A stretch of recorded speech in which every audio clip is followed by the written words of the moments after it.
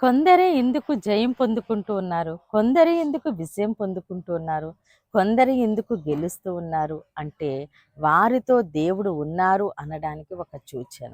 దేవుడు నీతో ఉంటే ఓటమికి చోటు లేదు. విజయము అంటే అదృష్టము కాదు, దేవుని యొక్క సన్నిధి. జయము నీ ప్రయత్నం వల్ల కాదు, దేవుని వల్ల మాత్రమే కలుగును.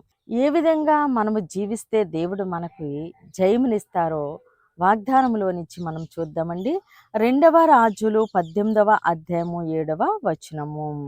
కావున యెహోవా అతనికి తోడుగా ఉండెను, తాను వెళ్ళిన చోటనెల్లా అతడు జయము పొందెను. ఆమేన్.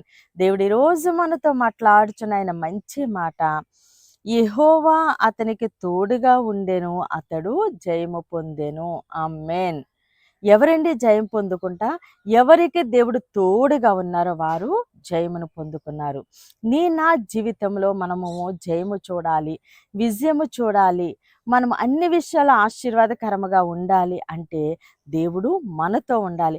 ఎప్పుడూ దేవుడు మనతో ఉంటారు అంటే మనము దేవునితో జీవిస్తున్నప్పుడు, దేవునితో నడుస్తున్నప్పుడు, ప్రార్థన చేస్తున్నప్పుడు, మనం ఎడతెక్క ప్రార్థన చేసినప్పుడు, మన సమస్య ఏదైతే ఉందో దాన్ని దేవునికి అప్పగించినప్పుడు, మనము సమస్యను చూసుకున్నప్పుడు మనము జయం పొందుకోలేమండి.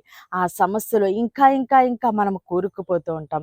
ఎప్పుడైతే మనము సమస్యను చూడకుండా మనము మన దేవుని చూస్తామో, దేవునితో సహవాసం చేస్తామో, ఆయన సన్నిధిలో గడుపుతామో, అప్పుడు దేవుడు మనతో ఉండి మన ప్రతి సమస్య నుంచి విడుదలిచ్చి, మన ప్రతి పరిస్థితిని మార్చి, మన యొక్క ప్రతి ప్రయత్నంలోనూ దేవుడు జయమును అనుగ్రహించబోతున్నారు, విజయమును అనుగ్రహించబోతూ ఉన్నారు.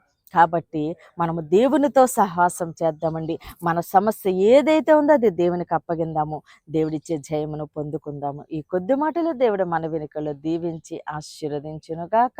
ఆమేన్. ప్రేర్ చేసుకుందామండి. అందరూ కన్నులు మూసుకుని ప్రేర్లో ఏకీభవించండి. మహోన్నతుడ, మహాగణుడ, పరిశుద్ధుడా, నీకే స్తోత్రాలు, వందనాలు తండ్రి. ఇచ్చిన ఈ వాగ్దానం మా జీవితంలో నూరంతలుగా ఫలించునుగాక. దైవజనుల వారి కుటుంబాలు, సంఘాలు, పరిచర్యలు యేసు నామములోనే దీవించబడునుగాక. యెరూషలేముకి యేసు నామములో క్షేమము కలుగునుగాక. దేవుని మాట పరిచర్యలో పాలుభాగస్తులైన ప్రతి ఒక్కరిని దేవుడు బహుగా దీవించి ఆశీర్వదించునుగాక. ఎవరైతే దేవా తండ్రి వివాహాల కొరకు ఎదురు చూస్తున్నారో ఘనమైన వివాహములు జరిగించండి. అనారోగ్యంతో ఉన్న బిడ్డలకి యేసు నామములో సంపూర్ణ స్వస్థత, విడుదల కలుగునుగాక. ప్రతి బిడ్డని తండ్రి దీవించి ఆశీర్వదించి ఘనత, మహిమ, ప్రభావాలు మీరు పొందుకోమని యేసుక్రీస్తు అతి పరిశుద్ధ నామమున బ్రతిమాలి వేడుకుంటున్నాం మా తండ్రి. ఆమేన్, ఆమేన్, ఆమేన్.